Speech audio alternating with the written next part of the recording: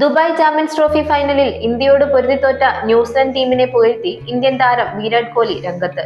വലിയ ടൂർണമെന്റുകളിൽ ഇതേ സ്ഥിരതയോടെ കളിക്കുന്ന വേറൊരു ടീമില്ലെന്ന് കോഹ്ലി ചൂണ്ടിക്കാട്ടി.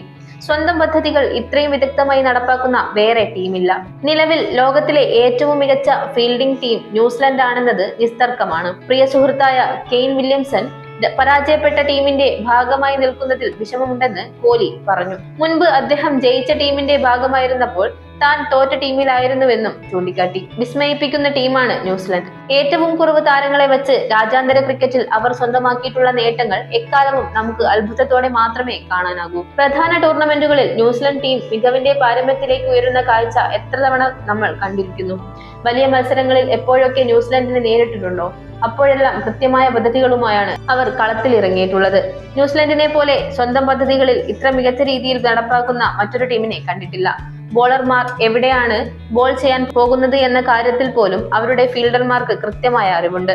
ബോളർമാരും അവരുടെ പദ്ധതികൾ അനുസരിച്ച് കൃത്യസ്ഥാനത്ത് തന്നെ ബോൾ ചെയ്യും. വലിയ ടൂർണമെന്റുകളിൽ കഴിഞ്ഞ കുറച്ചു വർഷങ്ങളായി ഇവരെ പോലെ സ്ഥിരതയോടെ കളിക്കുന്ന വേറൊരു ടീമില്ല.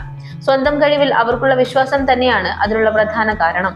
വലിയ ടൂർണമെന്റുകളിൽ കഴിവിന്റെ പരമാവധി പുറത്തെടുക്കാൻ കഴിവുള്ള ടീമാണ് അവർ. നിലവിൽ ലോകത്തിലെ ഏറ്റവും മികച്ച ഫീൽഡിംഗ് നിരയുള്ള ടീം ന്യൂസിലൻഡ് ആണെന്നതിൽ ഒരു തർക്കവുമില്ല. എന്തുകൊണ്ട് ന്യൂസിലൻഡ് ലോകത്തിലെ ഏറ്റവും മികച്ച ടീമുകളിൽ ഒന്നായി തുടരുന്നു എന്നത് ഒരിക്കൽ കൂടി തെളിയിച്ച ടൂർണമെന്റാണ് ഇത്.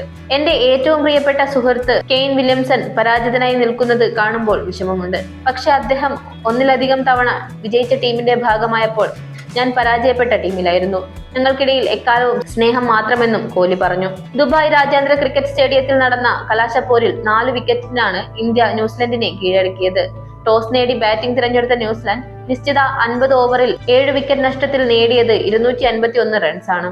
മറുപടി ബാറ്റിംഗിൽ 6 പന്തും 4 വിക്കറ്റും ബാക്കിയാക്കി ഇന്ത്യ അനായാസം വിജയത്തിലെത്തി.